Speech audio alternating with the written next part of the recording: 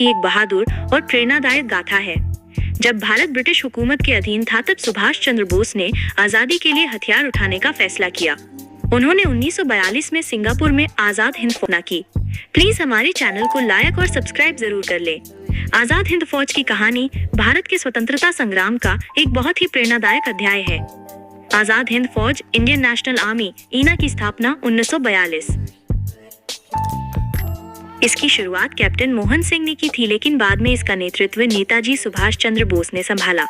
इसका उद्देश्य था अंग्रेजों को भारत से भगाकर आजादी दिलाना। इसमें करीब 85,000 भारतीय सैनिक शामिल थे, जिनमें महिलाओं की भी एक रेजिमेंट थी, झांसी की रानी रेजिमेंट। क्या था इसका उद्देश्य? इस फौज का मकसद था ब्रिटिश हुकूमत को भारत से बाहर निकालना और भारत को आजाद कराना। नेताजी का नारा था, तुम मुझे खून दो मैं तुम्हें आजादी दूंगा। आजाद हिंद फौज की कहानी भारत की आजादी के संघर्ष की एक बहादुर और प्रेरणादायक गाथा है। जब भारत ब्रिटिश हुकूमत के अधीन था तब सुभाष चंद्र बोस ने आजादी के लिए हथियार उठाने का फैसला किया।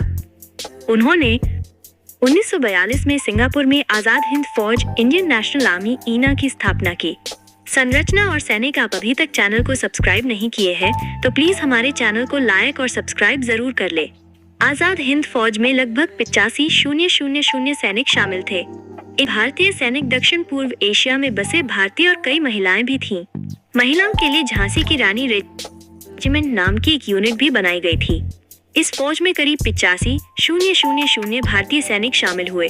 इनमें कई भारतीय कैदी और दक्षिण पूर्व एशिया में रहने वाले भारतीय भी थे। महिलाओं के लिए झांसी की रानी रेजिमेंट नाम की यूनिट बनाई गई, जो बोस की सोच में महिला शक्ति का प्रतीक थी।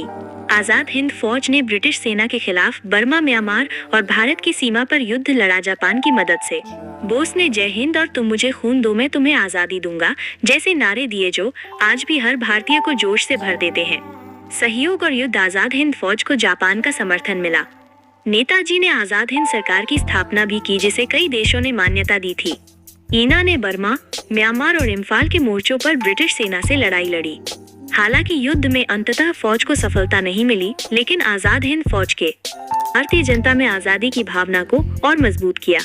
ब्रिटिश सरकार भी इनके मुकदमों और प्रभाव से डर गई थी और इससे स्वतंत्रता आंदोलन को नई ऊर्जा मिली। आजाद हिंद फौज ने साबित किया कि भारतीय भी अपनी ताकत और संगठन से आजादी हासिल कर सकते हैं। नेताजी और उनकी फौज आज भी देशभक्ति और साहस के प्रतीक माने जाते हैं। ये जानकारी अच्छी लगी है तो प्लीज हमारे चैनल को लाइक और सब्सक्राइब और शेयर जरूर कर ले। जय श्री राम जरूर लिखे।